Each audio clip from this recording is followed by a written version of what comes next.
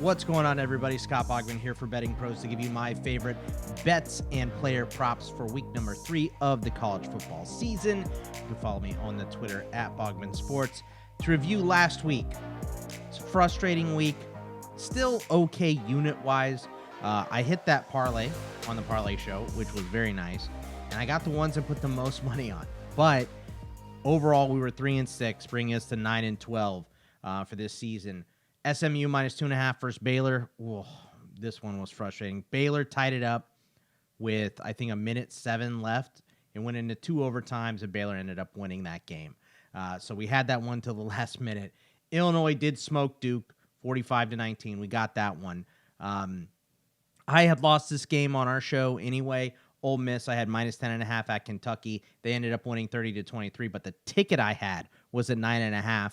And Kentucky kicked that field goal to go for the onside kick at the end. Frustrating loss. Got backdoored on that one. USF at Florida, under 56.5. Easiest bet of the week, the one I had the most money on. 18-16 was the final score there. Fresno State plus 3.5 we got, and they won straight up 36-27.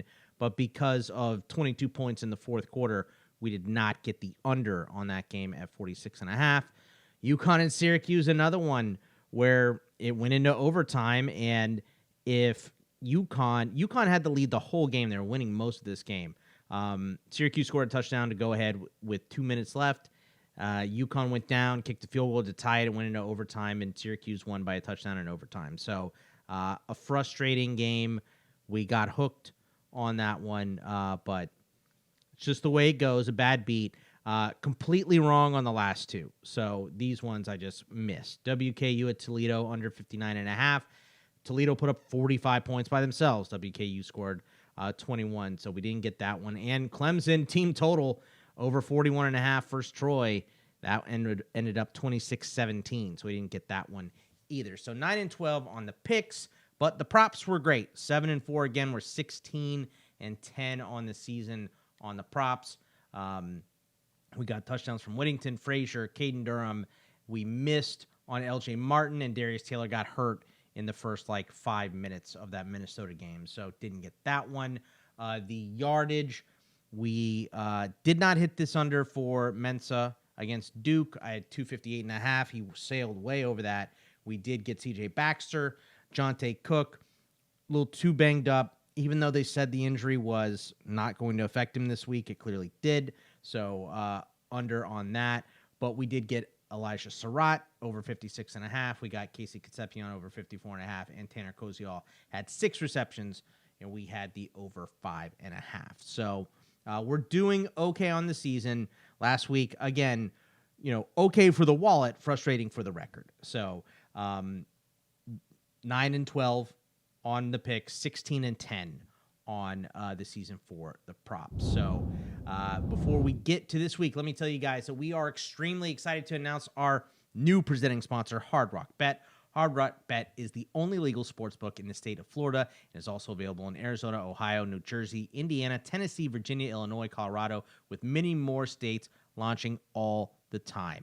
You can also play on Hard Rock Bet's online casino if you are in New Jersey. And as we gear up for this NFL season, you can sign up now for Hard Rock Bet and make a $5 bet. You'll get $150 in bonus bets if you win. So it's easy. You sign up, $5 bet, you win it, get an extra $150 in bonus bets. Head over to Hard Rock Bet and sign up and make your first deposit today. All right, let's take a look at what we got for week 3. We have a Friday game tonight. I actually have 2 games on tonight's schedule, and we're going to have 3 bets on these games. I've got Colorado plus 4.5 at Houston, under 45.5. These are 2 evenly matched teams, I feel, right? Houston remains untested. They haven't had any tough games. Obviously, Colorado, not the same team they were last year. They've lost a lot. I don't think they have to be. I understand Willie Fritz is everybody's big pick to pop this year for Houston, and I get that. I think there is an issue with pass protection on this offensive line for Houston. They've graded poorly against inferior opponents the last 2 weeks in a row. I think Colorado is going to be able to take advantage of that. And you don't have the bailout threat of Haynes King and Connor Weigman for Houston. So Colorado has their issues, and I understand that. But I think that they can keep this within a field goal game, if not win straight up. And the total is 45.5. We're going to go under that because, like I said, I think the offense has issues with the line in Houston, and Colorado is playing musical chairs at quarterback. We thought it was going to be Staub. Deion says it's not going to be Staub. I bet it's still Staub, though. So we will see what happens with that one. Look, this next one I know got me side-eyed from our guy Terrell. I don't think Seth was on it. I get it. I'm going to take Kansas State -1 on the road at Arizona. And Kansas State has been abysmal to start the year. I'm not sitting here trying to sell you Kansas State for the long term. But I watched 100% of that Arizona game against Hawaii.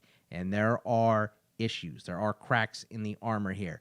And Kansas State got gashed by Iowa State in the run game in the second half. The first half of that game, they decided to pass. Kansas State was all over them. Matt Campbell made the adjustment in the second half, run, and they won that game going away. So I think if you can run on Kansas State, you can beat them. Same thing with Army. Army beat them at home. Obviously, one of the best run games in the country with the triple option, right?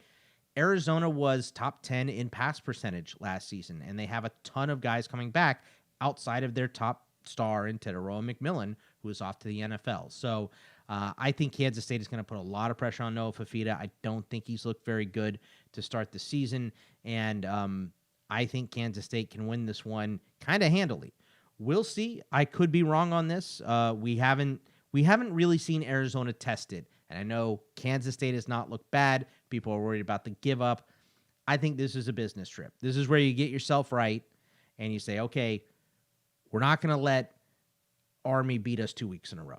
We can beat Arizona. Let's go beat them. So I think that can happen. The next one, let's move to Saturday. Georgia at Tennessee under 50.5. This is my favorite bet of the week. And look, this game has scored a lot of points in the past. I get it, but I'm just not really trusting the Tennessee offense as it stands. Joey Aguilar's looked outstanding, right? But over the last couple seasons, he's had, I believe, 51 turnover-worthy plays, and Georgia's defense is legit. They're still a real defense. This may not be the best Georgia defense that we've ever seen, but it's still a Georgia defense, right? I expect them to be top 10 in the country, as they consistently are. The problem with the Georgia offense is that Gunnar Stockton is bottom barrel in average depth of target, which means you can move your whole defense up. He's not taking those deep shots, and you can play the run better. So I think that this game lacks for offensive power. Maybe Gunnar Stockton gets it going. I don't see where it comes from against the best defense they played so far. And, Tennessee had some cracks in letting up some big runs to Syracuse, and Syracuse didn't look incompetent with all of their replacements in week 1 against them. So, to me, I think this game is easy under. It's 50.5 right now. It's 48.5 a couple days ago. We are fading the public on this one. So let's go with the under. Oregon State at Texas Tech. We're going to go over 62.5. Now, we are going to wait on this one because there is some weather reported here, possible rain. I think rain doesn't bother us. It's the wind, right? 15 miles an hour is when the wind starts to impact the game. So because this has ticked down, actually, I believe. No, I'm mistaken. This game went up. Anyway, I think Texas Tech is going to roll right over Oregon State. We watched Oregon State in that game against Cal where they made the true freshman look like a Heisman contender, and then they got run over by Fresno State. And Fresno State is a rebuilding program for this season. I like Matt Enns, and I like what he's doing, but they should have not lost to Fresno State straight out last week. So I think this is a bad Oregon State team. I think this is a very, very good Texas Tech team. I don't think Oregon State matches well with Texas Tech at all. I'll have a prop bet on Behren Morton as well. So, again, let's check the weather. Let's make sure this wind is not going to impact the game morning of. And, I think we can go over this total here. Vanderbilt at South Carolina over 49.5.